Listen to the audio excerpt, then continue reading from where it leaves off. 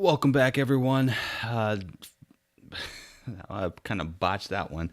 Welcome back, everyone, to the Mae Young Classic review by your boys at IRWP. This is your boy Sage the Mock coming to you, not live, but pre-recorded, but that's okay. Episode 2. If you haven't listened to episode 1 of our Mae Young Classic, I'll be sure to go ahead and check that out. Let your boys know.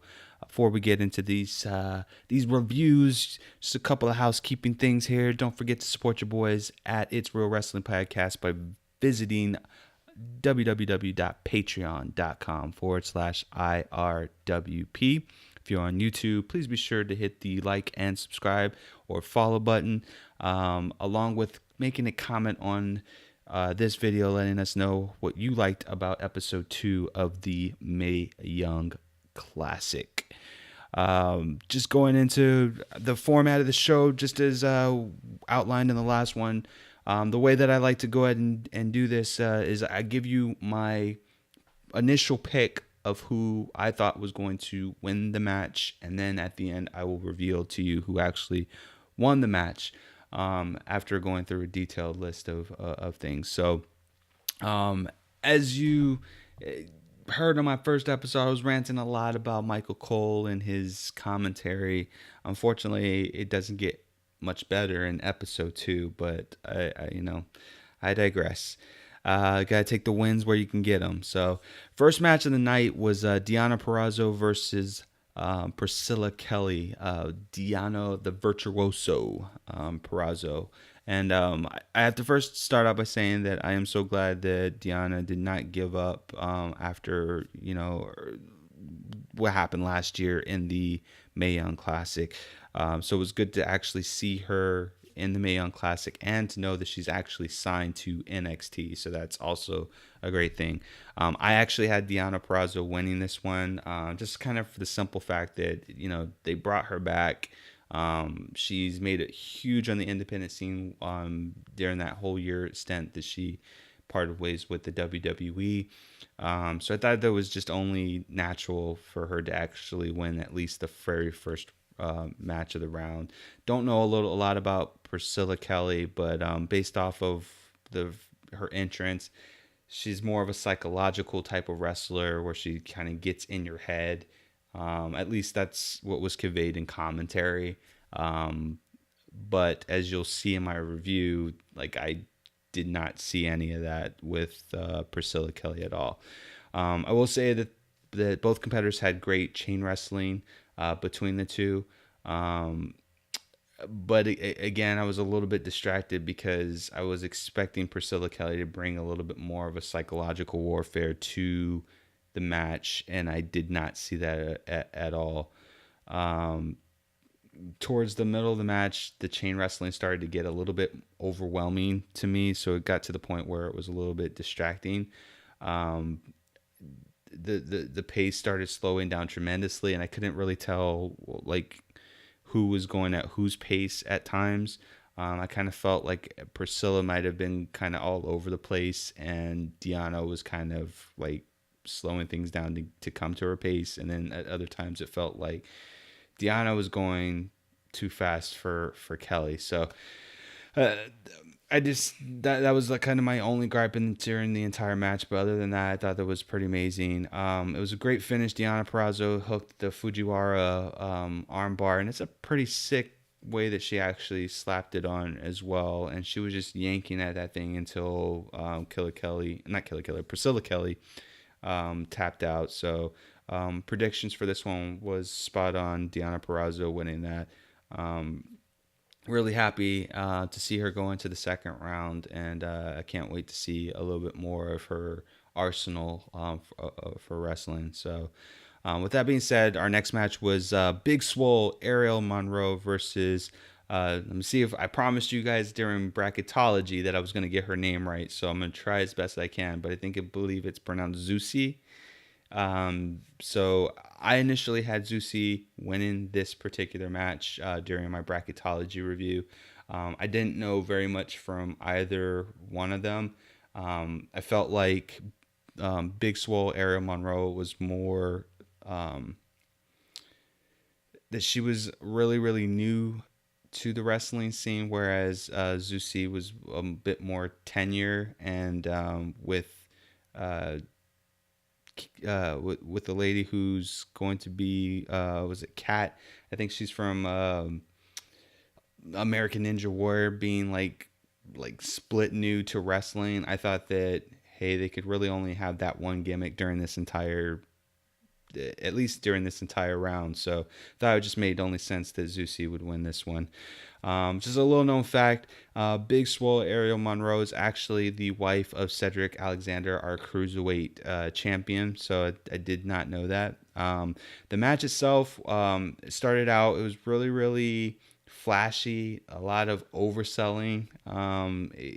Sometimes it got um, a little too out of control, just with the flashiness. And it was more so on Big Swole's part than it was on Zeuxis' part. The storytelling on this match was basically Big Swole didn't like anyone touching her hair, and she would like basically get attitude if Zeuxis would try at times to mess up her hair. It was great with the crowd reaction. Big Swole really got everyone into it. So she's very, very charismatic. I can definitely see her on the NXT roster going forward. But like I said, the story of it was really attacking the hair. Zeuxis would put Big Swole in the abdominal stretch, and during the abdominal stretch, she would, really mess up her hair, and Big Swole would get upset. During her clothesline, she would clothesline her, and then mess up her hair. She would put her in the camel clutch. Zeuxis would put Big Swole in this camel clutch, and during the camel clutch, she made sure to touch her hair. So it became to the point where it was a little bit more psychological than anything else, which I absolutely love, that attention to details. You can tell that Zeuxis is very much a ring general. She's been around for quite some time. She gets it, and she had great chemistry with the crowd as well. As the match progressed, towards the middle of the match, you could start to see that it was a little bit more fluid, and it wasn't as flashy. Moves were connecting, timing was on par, and the match actually ended. Surprisingly, the match ended with Zeuxis hitting the Spanish Fly kind of like out of nowhere. There was like no setup for it whatsoever. It was just like Big Swole went to the top ropes. Zeuxis went up to meet her, and then Zeuxis just planted the Spanish Fly for the 1, 2, 3, and I mean that was it for this particular match. So overall, it was a great match. The money shot of this match, though, and I will say I absolutely loved Zeuxis just keeping in character of being heel, is there was a shot where Zeuxis goes towards Cedric Alexander, because Cedric Alexander's actually holding his daughter, and you can see Zeuxis like taunt the daughter that her mom lost, and it's kind of like rolling her eyes in the crying fashion, and the little girl was like bawling her eyes out and burying her head in Cedric Alexander's chest. So I absolutely love that. Kind of reminisce of the Sasha Bailey match where Sasha did that to one of the super fans of Bailey, and she was just actually bawling and crying, which that girl's actually was there as well, which it seems like WWE's highlighting her a lot. So I'm pretty sure she's going to, in the next 10 years or so, she's going to be making an appearance on WWE as a full-time wrestler. So that's pretty awesome. The next match of the night was Reina Gonzalez versus Kacy Catanzaro. Sorry if I butchered her name. I had Kacy winning this one for the simple fact is, as good as a wrestler Reina Gonzalez is, and I love her style of wrestling. I love I love her mannerisms in wrestling. I liked her when she was in Booker T's wrestling organization. But you can tell that WWE is really trying to push Kacy because she came from American Ninja Warrior. I believe she was like the first female athlete to scale the wall, which I guess that's a big thing to that. I don't really watch American Ninja. I prefer MXT. I'm sorry, MXC. Most Extreme Challenge. So if you don't know, y'all go check that out. Big shout out to Kenny Blankenship. So that was just, that's my only justification on once I saw that I thought that Kacy was going to win. Would rather have Rayne win, but Kacy was my pick going into this one here. So with that being said, right off the bat, the very first thing that I noticed in this match is that Reina Gonzalez ditched the Phantom of the Opera gimmick, and that's the number one thing that I wanted to see her coming in there. I just wanted to see more attitude coming out of her, and her ditching the Phantom of the Opera, the hat, the mask, and everything, and she did that. She had a little bit more attitude. Her ring attire was more built for, or not built, but her ring attire was more of a Southern Texan draw, which I should say more of a Northern Texan draw, with the cowboy hat or the cowboy jeans, and the actually the jeans were kind of made into chaps, which I thought that was pretty unique. And she had cowboy boots on as well.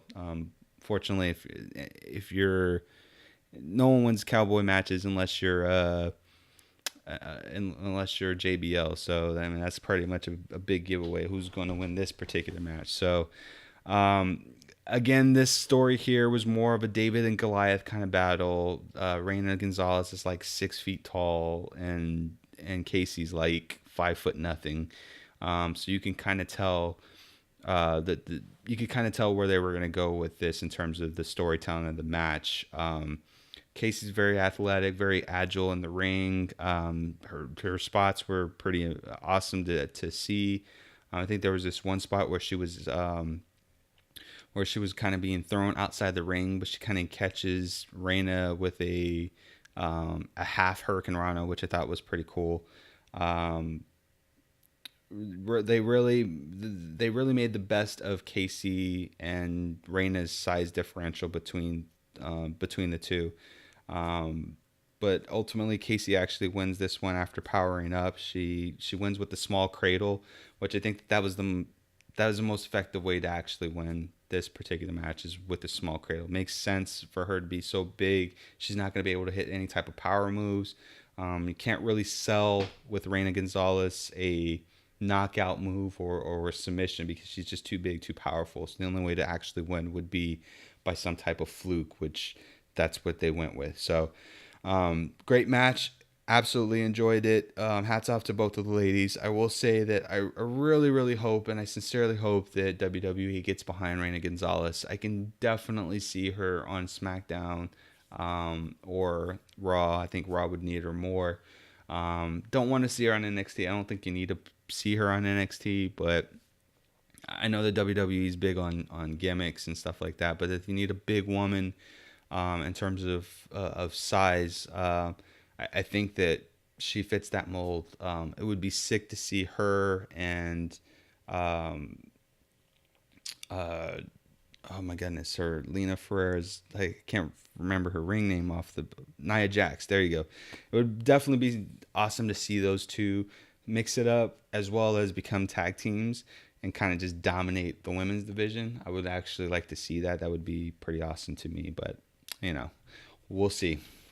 Next match of the night was Madison Rayne versus Mercedes Martinez. Madison, I will call her Madison Rayne throughout this entire tournament. She's billed as Ashley Rayne, but I will always know her as Madison Rayne, 1/3 of the beautiful people. So y'all gonna have to live with that. Mercedes Martinez, fan favorite, Mercedes Martinez. She lost in the quarterfinals of last year's tournament. She's definitely plays the teacher role very, very well. Very much a ring general inside of the ring. And I think that you're going to continue to see her in the Mae Young Classic, because that's just what she does. She makes wrestlers who are not as developed look really, really good in the ring, and showcases them very, very well. So I definitely love having her in there. The very first thing off the bat is you notice from her is that her ring attire is completely different. The jade and the turquoise is gone in favor of a more red and black traditional kind of, or not traditional, but black and red kind of scheme get up for her outfit. Thought that was pretty awesome. Went really, really well with how she how she conducts herself inside the ring. With that being said, Mercedes Martinez,